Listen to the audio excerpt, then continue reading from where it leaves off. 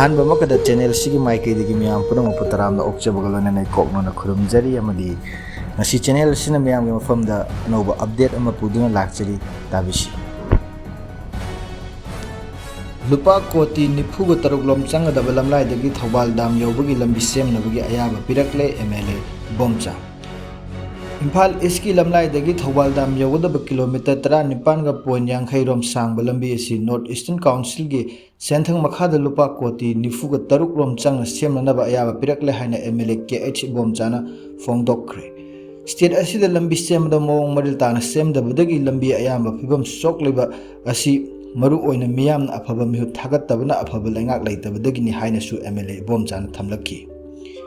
wafam asi fibam chadraba Imphal East Napet Palli dagi itham moirang pural fawbagi marakta leiraba lambi gi saruk sang yengsinbagi khongjang amad khongchat amada pawmising de MLA asina fongdorakhibani panba yabadi matam kaya gi mamangdagi hauna Fibam Patana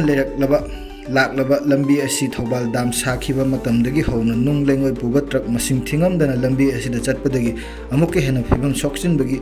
Madam Ohen Kibane MLA Ibomcha Hai Manipur Lambi Ayamba Fibam Soklibasi Lambi Semba Matamda Foundation Nintina Tauda Bagini Adubu Lamlai dagi Thoubal Dam Yoba Lambi asi Matamga Chunaba Monga Semnabagi Pandam the Ing 2023 dagi Donor Ministry gi makhada leiriba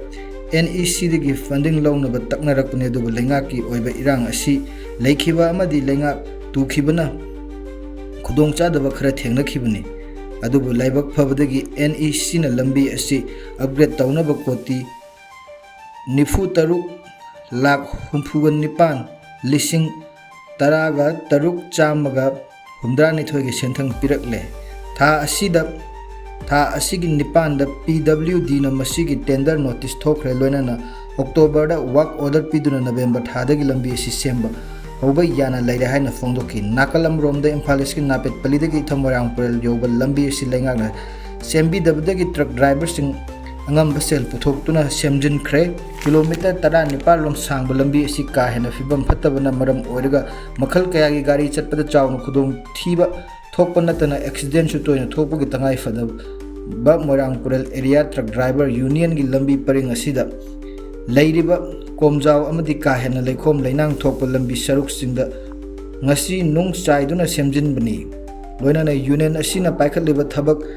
lambi sembagi thorang asi local MLA amadi andro AC gi MLA gi maike diksu sel amadi machinery gi mateng pangki haina makhatana fongdoki Masini ngasigi maroiba headline sing amade maroiba pausing tabiribasing channel sibu like share amade subscribe tawba kawbigana dom gi maman yamlaba like share amade subscribe duna aina makhatana video si semjabagi hak oijaribani punamabu amuhana kurumjari